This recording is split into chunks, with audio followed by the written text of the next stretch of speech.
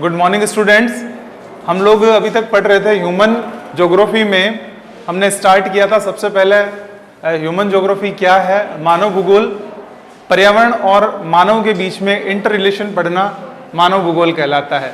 यानी नेचर और ह्यूमन के बीच में जो भी इंटर रिलेशंस जो भी होते हैं वो सारी एक्टिविटीज ह्यूमन ज्योग्राफी में हम लोग स्टडी करते हैं। हम लोग चैप्टर नंबर 3 में पढ़ रहे थे पॉपुलेशन। पॉपुलेशन हमने इसलिए स्टार्ट किया क्योंकि जनसंख्या अगर हम कहें तो मानव खुद क्या है, एक रिसोर्स है, एक संसाधन है। बिना मानव के हम लोग मानव भूगोल की कल्पना नहीं कर सकते हैं, क्योंकि ह्यूमन ज्योग्राफी का जो सेंट्रल पॉइंट आता है वो ह्यूमन है। मानव की जितनी भी एक्टिविटीज है वो सारी की सारी ह्यूमन ज्योग्राफी में इंक्लूड होती है। इसके बाद हमने शुरू की कि पॉपुलेशन हम क्यों पढ़ते हैं, कि पॉपुलेशन किसी भी एरिया का डेवलपमेंट, वहाँ पे जो भी एक्टिविटीज हो रही है वो पॉपुलेशन पे डिपेंड करती है। हमने पॉपुलेशन में स्टार्ट किया था उसका डिस्ट्रीब्यूशंस, जनसंख्या का वितरण। जनसंख्या वितरण को लेके हमने ये पढ़ा था कि किसी भी क्षेत्र में जो जनसंख्या है वो किस प्रकार रहती है, उसका वितरण कम और ज़्यादा क्यों होता है। इन कारणों को हमने पढ़ा कि वहाँ अगर क्लाइमेट अनुकूल होगी, जलवायु अनुकूल होगी, जनसंख्या रहेगी। वहाँ समतल मैदान होगा तो जनसंख्या रहेगी। वहाँ संचार के साधन पर्याप्त होंगे तो जनसंख्या अधिक मात्रा में रहेगी।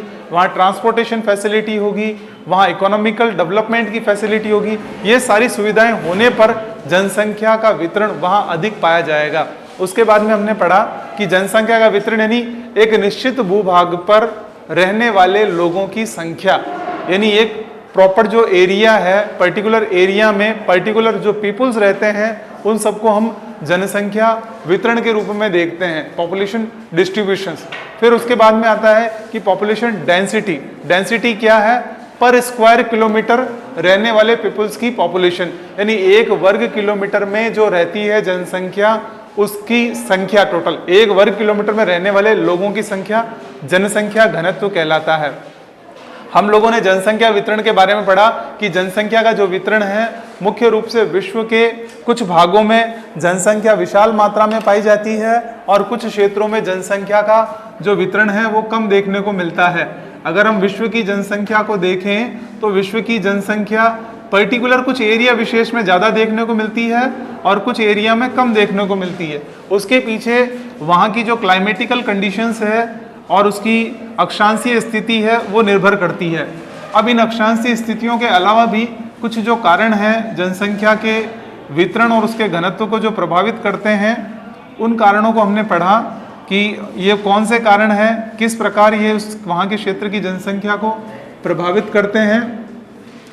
और जनसंख्या का वितरण के बाद हम लोगों ने स्टार्ट किया था जनसंख्या का घनत्व, पॉपुलेशन डेंसिटी की, यानी किसी एरिया में डिस्ट्रीब्यूशंस के बाद वहाँ डेंसिटी कम है या अधिक है तो उसके पीछे क्या रीज़न है। इन सब पॉइंट्स के बारे में हम लोगों ने डिस्कशन किया था। हमने जनसंख्या के वितरण पे जब हम लोग स्टडी कर रहे थे तब हमने ये पढ़ा था, ये लगभग वर्ल्ड जैसा मैप अपने को दिख रहा है। इसमें वर्ल्ड विश्व में अगर हम देखें तो जनसंख्या का वितरण सर्वाधिक कहाँ है, ये इस एशिया वाले एरिया में, जिसे हमने पूर्वी एशिया कहा गया, यानी ईस्ट एशिया वाला पार्ट। फिर है दक्षिणी एशिया जिसमें इंडिया और ये वाले पार्ट आते हैं, साउथ एशिया। फिर ये दक्षिणी पूर्वी एशिया और यहाँ यूरोप का कुछ भाग है, यहाँ इस क्षेत्र में भी जनसंख्या का जमाव देखने को मिलता है। फिर थोड़ा बहुत यहाँ पे उत्तरी अमेरिका में 100 डिग्री पश्चिमी देशांतर के पूर्व में, यानी 100 डिग्री जो पश्चिमी देशांतर है, वेस्टर्न लॉन्गिट्यूड्स है, उसके ईस्ट में इस तरफ पूरी पॉपुलेशन देखने को मिलती है। अब इसके बाद में हमने ये पढ़ा, ये तो सघन जनसंख्या वाले क्षेत्र थे। सामान्य जनसंख्या वाले क्षेत्रों में दो का मुख्य रूप से नाम आता है। दक्षिणी अमेरिका में एंडीज पर्वतमाला एरिया, क्यों है, क्योंकि यहाँ पे कॉपर पर्याप्त मात्रा में मिला, तांबे की खानें हैं। और ऑस्ट्रेलिया महाद्वीप का पश्चिमी भाग, यहाँ पे सोने की खानें ज्यादा है। ये वैसे भी सामान्य एरिया के अंतर्गत आता है। फिर उसके बाद हमने पढ़ा कि जो विरल जनसंख्या वाले, यानी जहां पॉपुलेशन कम देखने को मिलती है, वो कितना है, 60 डिग्री उत्तरी अक्षांश के ऊपर की तरफ, यानी 60 डिग्री अक्षांश के बाद वाला एरिया। और अति विरल वाले में हमने देखा कि वे एरिया जो बहुत ज़्यादा कोल्ड है या बहुत ज़्यादा हॉट है, डेजर्ट एरिया या ध्रुवीय क्षेत्र, वहाँ पे जनसंख्या घनत्व कम देखने को मिलता है। यानी जनसंख्या वितरण के हमने वितरण को पढ़ा, जहाँ जनसंख्या वितरण अधिक है उन्हीं क्षेत्रों में जनसंख्या घनत्व भी अधिक होगा। हमने ये पढ़ा कि जो पॉपुलेशन डेंसिटी है या पॉपुलेशन डिस्ट्रीब्यूशंस में अगर हम बात करें, जितने भी कॉन्टिनेंट्स हैं, महाद्वीपों के पूर्वी तटों पर जनसंख्या का जमाव अधिक देखने को मिलता है। इसके पीछे रीजन क्या है कि यहाँ पे क्लाइमेट पॉजिटिव रहता है। पश्चिमी भागों में अगर हम देखें महाद्वीपों के, तो वहां पे मैक्सिमम डेजर्ट देखने को मिलेंगे। ऑस्ट्रेलिया का पश्चिमी भाग मरुस्थलीय क्षेत्र, अफ्रीका का पश्चिमी भाग सहारा, कालाहारी, ये भी मरुस्थलीय एरिया। भारत के पश्चिमी भाग में अगर हम बात करें तो यहाँ पश्चिमी भाग में राजस्थान, थार का मरुस्थल देखने को मिलता है। इसी तरह से चाइना में अगर बात करें तो यहाँ गोबी का मरुस्थल है, तकलामा का मरुस्थल है। इसी तरह से हम जहाँ पे भी देखें ये डेजर्ट पार्ट हमें देखने को मिलता है। इसीलिए जनसंख्या का जो वितरण है पूर्वी भागों में महाद्वीपों के तट पर अधिक देखने को मिला। फिर हमने पढ़ा कि जनसंख्या के घनत्व को मुख्य रूप से 5 भागों में बांटा गया, 5 पार्ट में डिवाइडेशन किया गया है। पहला पार्ट ये कहता है गणितीय घनत्व, यानी किसी क्षेत्र की जनसंख्या बटे वहां का क्षेत्रफल, उस आधार पे हमने गणितीय घनत्व निकाला। फिर इकोनॉमिक जो डेंसिटी ये कहती है कि आर्थिक घनत्व ये कहता है कि वहां जनसंख्या और वहां जो व्यवसाय है उसके आधार पे कि कितनी पॉपुलेशन है और कितना वहां लोगों को व्यवसाय मिल रहा है। तीसरा जो है कारिक जनसंख्या, इसमें पूरी जनसंख्या जो उस एरिया में रहती है जो कि कृषि पर निर्भर है। और चौथा जो हमने प्रकार पढ़ा, इसमें हमने ये पढ़ा कि किसी क्षेत्र में रहने वाली जनसंख्या जो कि पूर्णतः कृषि पर, यहाँ पर उस क्षेत्र में रहने वाली सारी जनसंख्या आ रही है और यहाँ उस क्षेत्र में रहने वाली वो जनसंख्या जो केवल कृषि कार्य करती है वो इसके घनत्व में आएगी। और पोषण घनत्व में हमने ये पढ़ा कि किसी भी एरिया के अंदर जो प्रोडक्शन हो रहा है, जो पदार्थ उत्पादित हो रहे हैं, वो जनसंख्या का कितना पोषण कर रहे हैं। यहाँ तक हम लोगों ने जनसंख्या घनत्व के प्रकार पढ़े। आज हम ये पढ़ेंगे जनसंख्या घनत्व का वितरण। जनसंख्या घनत्व का वितरण।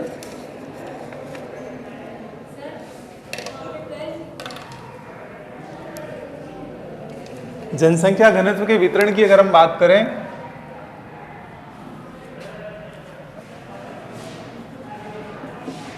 तो ये वितरण कहां कहां है, किस प्रकार से है, तो यहां सबसे पहली चीज ये आती है कि जनसंख्या का जो वितरण है वो समान नहीं है। संपूर्ण विश्व में जनसंख्या वितरण असमान है और यहाँ जो जनघनत्व है वो भी भिन्न भिन्न रूप में देखने को मिलता है।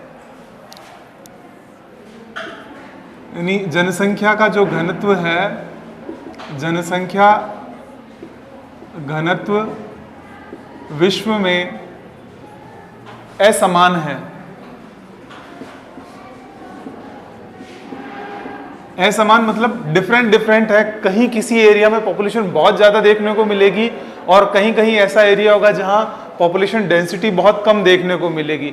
अगर हम यहाँ बात करें कि ये जो पॉपुलेशन डेंसिटी का जो डिफरेंट क्राइटेरिया किस तरह से डिवाइडेशन होता है, यहाँ अगर हम बात करें तो सिंगापुर जो एरिया है, सिंगापुर में पर स्क्वायर मीटर यानी 1 वर्ग किलोमीटर में लगभग 7000 के करीबन पॉपुलेशन देखने को मिलती है। अगर हम यहाँ ये कहें कि ये 7797 7797 व्यक्ति प्रति वर्ग किलोमीटर,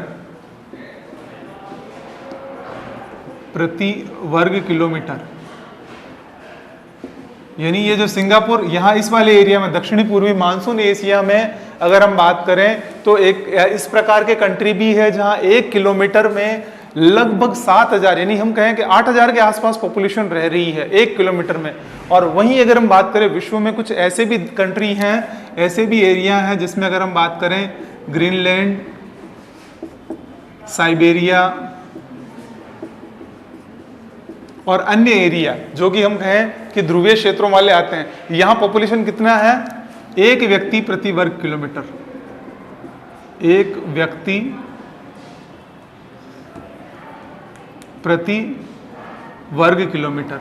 यानी अगर हम यहाँ कहें कि इन एरिया में बहुत लंबे चौड़े एरिया में बहुत कम पॉपुलेशंस है और यहाँ इस एरिया में एक छोटे से एरिया में बहुत लार्ज लेवल पर पॉपुलेशन है, इसके पीछे अगर हम देखें तो बहुत सारे रीजंस हैं जो कि इसको प्रभावित करते हैं। यहाँ अगर हम कहें कि ये प्रति वर्ग किलोमीटर और इतनी ये जो पॉपुलेशन अंतर है, इसका मुख्य कारण क्या है? इसका मुख्य कारण यही है कि यहाँ इस क्षेत्र में जनसंख्या घनत्व अधिक होने का कारण है, यहाँ फैसिलिटी है, क्लाइमेट पॉजिटिव है, सुटेबल क्लाइमेट है, लोगों को यहाँ इकोनॉमिक एक्टिविटी के लिए प्रॉपर वर्क मिल जाता है, साथ ही यहाँ इस एरिया में उनकी डेवलपमेंट होने के चांसेस है।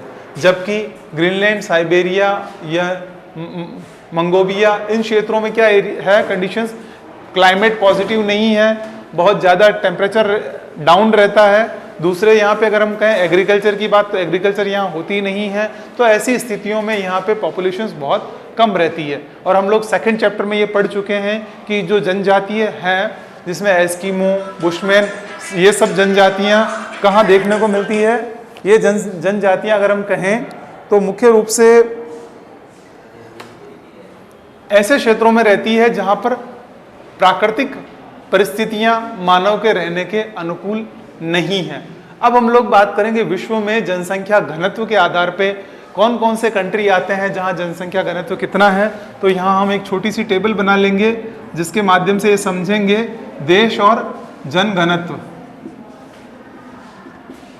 कि वहां कितना जनसंख्या का घनत्व है। यहां अगर हम विश्व में सबसे पहले बात करें तो विश्व में नंबर 1 आता है बांग्लादेश। बांग्लादेश के जनघनत्व की अगर हम बात करें तो ये आता है 1088 व्यक्ति प्रति वर्ग किलोमीटर। अब कंडीशंस ये आती है, यहाँ जनसंख्या घनत्व इतना अधिक है तो जनसंख्या घनत्व, क्योंकि हमें पता है ये घनत्व किससे निकाला जाता है कि प्रति वर्ग किलोमीटर से, यानी 1 वर्ग किलोमीटर में कितनी पॉपुलेशन रह रही है। तो बांग्लादेश की अगर हम लोकेशन देखें तो बांग्लादेश कहाँ पे बना हुआ है, ये यहाँ पे भारत के पास में, यानी जो स्वतंत्रता से पूर्व हमारा जो बंगाल था उस बंगाल को 2 भागों में बांट दिया गया, पूर्वी बंगाल और पश्चिमी बंगाल। पूर्वी बंगाल जो कि पहले पूर्वी पाकिस्तान कहलाता था, फिर उसके बाद में 71 के बाद पाकिस्तान और बांग्लादेश के बीच में अंतर्द्वंद हुआ और ये एक स्वतंत्र देश के रूप में बन गया बांग्लादेश। इसीलिए जो हमारा एरिया बंगाल है उस बंगाल को हम पश्चिमी बंगाल कहते हैं, क्योंकि पूर्वी बंगाल बांग्लादेश में चला गया।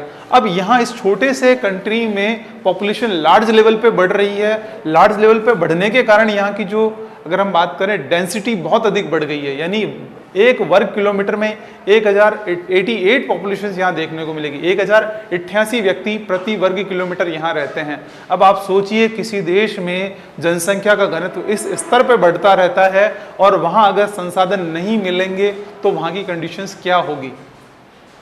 यहाँ फिर अगर हम बात करें इसके बाद में वर्ल्ड में जो सेकंड पोजीशन आती है वो आती है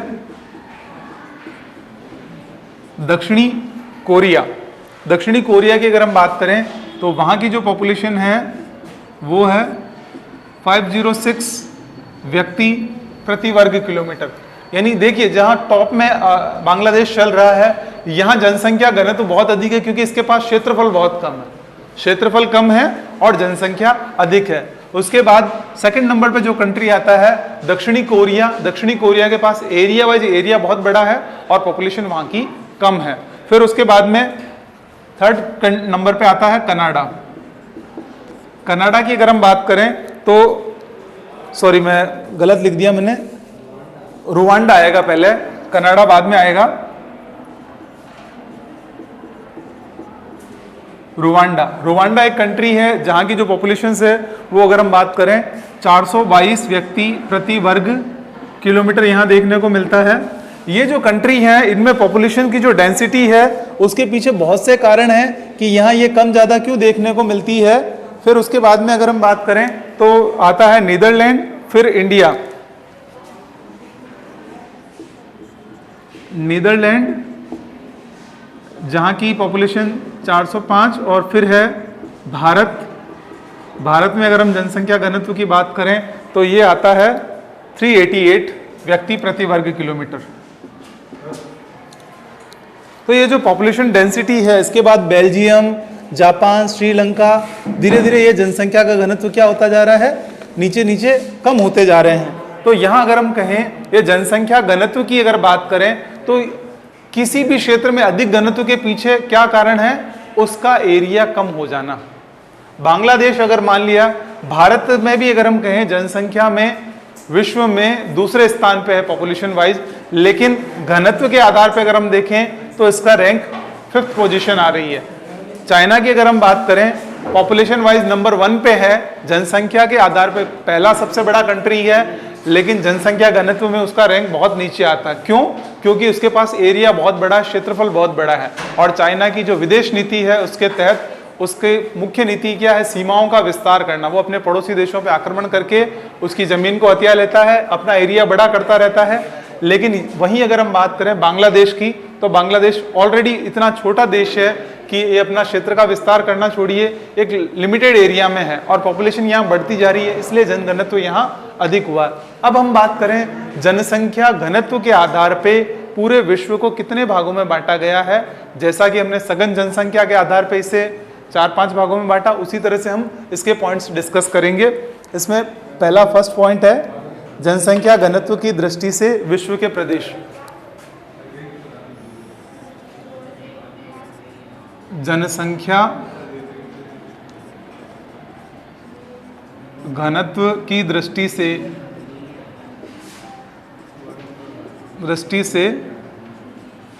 विश्व के प्रदेश, पूरे विश्व को कितने भागों में बांटा गया है।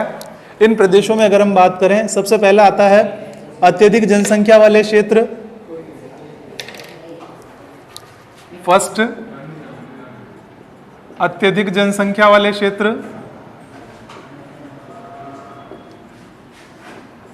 क्षेत्र दूसरा है अधिक जनसंख्या वाले क्षेत्र, अधिक जनसंख्या वाले क्षेत्र। फिर उसके बाद में नेक्स्ट आता है सामान्य जनसंख्या वाले क्षेत्र, सामान्य जनसंख्या वाले क्षेत्र। उसके बाद में आता है नेक्स्ट क्षेत्र कम जनसंख्या वाले क्षेत्र। और जो सबसे आखिरी क्षेत्र है वो है प्राय जनविहीन क्षेत्र, प्राय जनविहीन क्षेत्र। जनविहीन क्षेत्र यानी जहां जनसंख्या बहुत कम रहती है, वो वाले एरिया जनविहीन क्षेत्र के अंतर्गत आएंगे। यहाँ अगर हम करें बात, तो सबसे पहली जो कंडीशंस आती है कि अत्यधिक जनसंख्या वाले क्षेत्र की अगर हम बात करें, तो अत्यधिक जनसंख्या में ये फर्स्ट वाला क्षेत्र आ रहा है। अत्यधिक जनसंख्या क्षेत्र वह क्षेत्र जहां जनसंख्या घनत्व कितना है? इस एरिया में जनसंख्या घनत्व 250 व्यक्ति प्रति वर्ग किलोमीटर है। यानी अत्यधिक जनसंख्या घनत्व वाले क्षेत्र में वे सब कंट्री आएंगे जिसका जनसंख्या घनत्व 250 व्यक्ति प्रति वर्ग किलोमीटर है। अब अगर आपको सघन जनसंख्या वाले क्षेत्र याद हैं, तो आप आसानी से अत्यधिक जनसंख्या वाले क्षेत्रों का वर्णन कर सकते हैं। जब भी हम एक्सप्लेन करेंगे किसी भी पॉइंट को, तो उसमें अगर आपको मैप ध्यान में रहेगा तो आप इसकी एक्सप्लेनेशन आसानी से कर सकते हैं। कैसे? जब आप लिखेंगे कि अत्यधिक जनसंख्या वाले क्षेत्र यानी जनसंख्या घनत्व के आधार पर जो प्रथम क्षेत्र है जिसे अत्यधिक जनसंख्या घनत्व वाला क्षेत्र कहा गया है, यहाँ 250 व्यक्ति प्रति वर्ग किलोमीटर निवास करते हैं। इन क्षेत्रों में अत्यधिक जनसंख्या है और ये जो क्षेत्र हैं दक्षिणी पूर्वी एशिया, फिर इसके अलावा ये यूरोप वाला क्षेत्र, इन क्षेत्रों को अत्यधिक जनसंख्या घनत्व वाले क्षेत्र के अंतर्गत रखा गया है। फिर उसके बाद में आप लिखोगे अत्यधिक जनसंख्या होने के कारण यहाँ क्यों अत्यधिक जनसंख्या है। पहला, यहाँ अनुकूल जलवायु है, स्वास्थ्यप्रद जलवायु होने के कारण। दूसरा कारण ये, यहाँ पर्याप्त मात्रा में वर्षा होती है यानी जलापूर्ति पर्याप्त मात्रा में है, वाटर अवेलेबिलिटी होने के कारण। फिर एग्रीकल्चर होती है, इंडस्ट्रियाँ यहाँ डेवलप हो रखी है, प्लेन एरिया है। यहाँ पे अगर हम बात करें तो मिनरल्स पूरे पर्याप्त मात्रा में मिलते हैं, रिसोर्सेज हैं और इनका यूटिलाइजेशन करने के लिए पॉपुलेशन है। पॉपुलेशन के साथ साथ जो प्रोडक्शन हुआ उसको अगर हम कहें उसके लिए मार्केट भी यहाँ अवेलेबल है। ये सारी सुविधाएं होने के कारण इन क्षेत्रों में अत्यधिक जनसंख्या पाई जाती है या अत्यधिक जनसंख्या का घनत्व देखने को मिलता है। और फिर यहाँ आप कंट्रीज़ के अगर एग्जाम्पल देना चाहें तो बांग्लादेश, दक्षिणी कोरिया, इन कंट्रीज़ के एग्जाम्पल दे सकते हैं कि इन क्षेत्रों में मुख्यतः यहाँ जनसंख्या घनत्व इस प्रकार देखने को मिलता है। दूसरा जो आता है अधिक जनसंख्या वाले क्षेत्र। अधिक जनसंख्या वाले क्षेत्र की अगर हम बात करें तो यहाँ इन क्षेत्रों में जो जनसंख्या का घनत्व है वो लगभग ये पाया जाता है कि 100 से 250 व्यक्ति प्रति वर्ग किलोमीटर है। 100 से 250 व्यक्ति प्रति वर्ग किलोमीटर। आपको ये जो जनसंख्या घनत्व में पॉपुलेशन जो रह रही है, जो ह्यूमन रह रहे हैं, उनकी ये संख्या आपको याद रहेगी तो आप वर्णन आसानी से कर पाएंगे। फिर बाद में आता है कि अधिक जनसंख्या वाले क्षेत्र में कौन सा एरिया आएगा।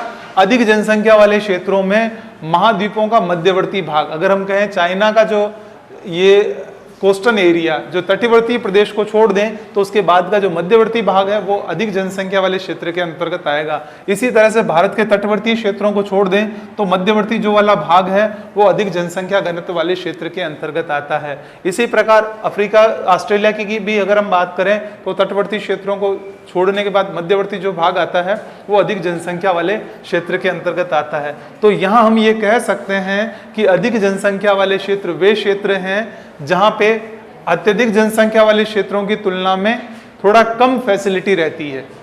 यहाँ पर भी सुविधाएं हैं, इसीलिए जनसंख्या रह रही है। साथ ही इन क्षेत्रों में जनसंख्या रहने का जो मुख्य कारण वो क्या है, यहाँ संसाधनों की उपलब्धता होती है, यहाँ रिसोर्सेज अवेलेबल होने के कारण यहाँ पॉपुलेशन रह रही है। फिर उसके बाद में आती है सामान्य जनसंख्या वाले क्षेत्र। इसकी अगर हम बात करें तो सामान्य जनसंख्या वाले क्षेत्र में 10 से 100 व्यक्ति प्रति वर्ग किलोमीटर बताए गए हैं। 10 to 100 व्यक्ति प्रति वर्ग किलोमीटर बताए गए, यानी यहाँ 10 से 100 व्यक्ति रहते हैं। तो यहाँ मुख्य रूप से वर्किंग कौन सी होगी, यहाँ पे इस क्षेत्र में जो कार्य होता है वो है अस्थायी कृषि, इसके साथ ही पशुपालन और आदिम व्यवसाय, आदिम कार्य या आदिम गतिविधियां कह सकते हैं। आदिम कार्य जहां होते हैं वहां उस एरिया में ये सामान्य जनसंख्या वाले व्यक्ति देखने को मिलते हैं। यानी यहाँ ये लोग कृषि का जो है अस्थायी कृषि, जिसको हम जैसा कि हमने पढ़ा झूमिंग कृषि, जिसमें भील और ये लोग किया करते हैं, जंगल जला के फिर शिफ्ट होते रहते हैं। तो यहाँ अगर कहें कि जिस एरिया में प्रोडक्शन ठीक रहे वहाँ तो जनसंख्या उस समय घनत्व रहेगा, फिर ये क्या हो जाएंगे, शिफ्टिंग हो जाएंगे। साथ ही हमने पशुपालन में ये पढ़ा, पशुपालन में क्या कंडीशंस होती है कि जैसे अगर हम कश्मीर की बात करें तो कश्मीर में जैसे ही ग्रीष्म ऋतु आती है जितने भी पशुपालक होते हैं वो नॉर्थ की तरफ ऊपर बढ़ जाते हैं, यानी जनसंख्या वहाँ उस समय अधिक बढ़ जाती है। और जैसे ही कोल्ड एरिया आता है, ठंडा आता है, वो दक्षिण की तरफ आ जाता है। तो ये जनसंख्या का प्रवास भी होता रहता है। हम लोग आगे पढ़ेंगे कि जनसंख्या क्या होती है, शिफ्ट होती रहती है अकॉर्डिंग टू सीजन, पॉपुलेशन इधर से उधर शिफ्ट हो जाती है। फिर उसके बाद में नेक्स्ट है कम जनसंख्या वाला क्षेत्र। कम जनसंख्या वाले क्षेत्रों की अगर हम बात करें तो यहाँ पे पॉपुलेशन 1 से 10 व्यक्ति प्रति वर्ग किलोमीटर देखने को मिलेंगे। 1 से 10 व्यक्ति प्रति वर्ग किलोमीटर। इन क्षेत्रों की अगर हम बात करें तो ये कंसेप्ट हम अगर समझना चाहें तो सीधा का सीधा वो एरिया आ गया जहाँ पे जनजाति क्षेत्र रहते हैं। अगर हम उत्तर ध्रुव की बात करें तो यहाँ पे ये वाला एरिया हमारा जो ग्रीनलैंड एरिया है ये वाला हो जाएगा, इधर साइबेरिया वाला क्षेत्र आ जाएगा, इधर कनाडा का उत्तरी क्षेत्र आ जाएगा। और साउथ में अगर हम बात करें तो साउथ में भी पर्टिकुलर जो डेजर्ट वाले एरिया हैं वो आ जाएंगे। यहाँ अगर हम बात करें बुशमैन जो रहते हैं, बुशमैन की पॉपुलेशन हमने पढ़ी, मैक्सिमम वो 20 से ज़्यादा नहीं रहते हैं साथ में। तो यहाँ जनसंख्या घनत्व अगर हम कहें 10 से 20 उन क्षेत्रों में मिलता है जो दुर्गम है, पहाड़ी क्षेत्र है, जहाँ पे ह्यूमन के लिए जो क्लाइमेट है वो प्रॉपर नहीं होती, यानी जलवायु इतनी अनुकूल नहीं होती है। इस कारण यहाँ जनसंख्या घनत्व कम देखने को मिलता है। और उसके बाद में जो लास्ट है जहाँ प्राय जनविहीन क्षेत्र, जनविहीन क्षेत्र की बात करें तो यहाँ पे जनसंख्या बहुत कम होती है, बहुत ही कम होती है। इसको अगर हम कहें तो लगभग नहीं के बराबर, यानी बहुत कम, यानी इतने कम होते हैं कि पूरे लंबे चौड़े किलोमीटर एरिया के अंदर मुश्किल से 10 से 12 लोग मिलेंगे।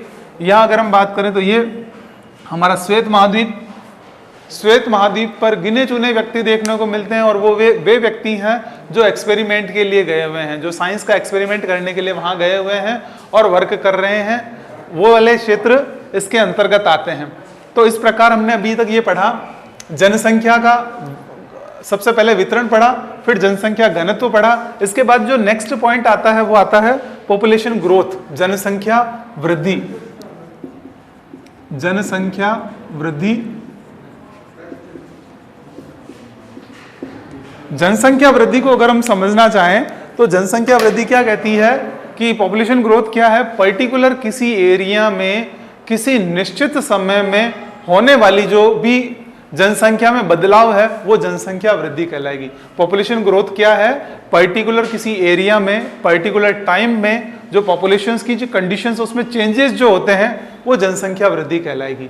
जनसंख्या वृद्धि दोनों तरीके से हो सकती है, एक पॉजिटिव, दूसरा नेगेटिव। धनात्मक जनसंख्या वृद्धि, ऋणात्मक जनसंख्या वृद्धि। धनात्मक में क्या होता है कि जनसंख्या बढ़ती है, जैसे किसी एरिया में 1000 व्यक्ति रह रहे हैं और 10 सालों बाद वहां क्या हो जाते हैं, 4000 बढ़ जाते हैं। तो ये जो वृद्धि हुई है इसको हम कुल जनसंख्या में भी माप सकते हैं, और दूसरा होता है परसेंटेज पे। कुल जनसंख्या की अगर हम बात करें, 1000 जनसंख्या रह रही थी और वर्तमान में यानी 10 साल बाद 4000 हो जाती है, तो कुल जनसंख्या कितनी बढ़ी है, 3000। वही अगर हम बात करें किसी एरिया में जनसंख्या रह रही थी 4000 और 10 सालों बाद कंडीशंस क्या हो गई, वहां जनसंख्या हो गई 2000, तो यहां पर भी जनसंख्या में क्या हुआ है, ऋणात्मक वृद्धि हुई है, यानी कम हो गए हैं, 4 की जगह 2000 हो गए। यहां अगर हम बात करें कि जैसा कि वर्तमान समय में कोरोना एक महामारी के रूप में बढ़ी है, तो इससे भी जनसंख्या पे प्रभाव देखने को मिला। किसी क्षेत्र विशेष में जब अगर डेथ रेट बढ़ जाती है यानी मृत्यु दर बढ़ जाती है तो जनसंख्या पे ऋणात्मक प्रभाव देखने को मिलता है, और जब एरिया में जन्म दर बढ़े तो पॉजिटिविटी देखने को मिलेगी। अब ये जनसंख्या जो वृद्धि जो वर्क करती है वो जन्म दर और मृत्यु दर के रेशियो पे काम करती है। किसी एरिया में अगर जन्म दर कम है और मृत्यु दर भी कम है तो जनसंख्या का एक जो लेवल होगा वो स्थायी लेवल पे चलेगी। यानी अगर हमने विश्व में क्या किया है, मृत्यु दर को, डेथ रेट को तो डाउन कर दिया है, और जो बर्थ रेट है उसको हम धीरे धीरे कंट्रोल कर रहे हैं। अभी तक हम इसको भी हमें लिमिटेड करना चाहिए, वो भी नहीं हो पाई है, इसीलिए जनसंख्या वृद्धि हो रही है। नेक्स्ट वाले चैप्टर में हम पढ़ेंगे जनसंख्या वृद्धि के मुख्य कारण कौन से हैं, किस प्रकार जनसंख्या वृद्धि किसी क्षेत्र को कैसे प्रभावित करती है, वहाँ का जो डेवलपमेंट है वो किस तरह से डिपेंड करता है पॉपुलेशन ग्रोथ पर। Thank you.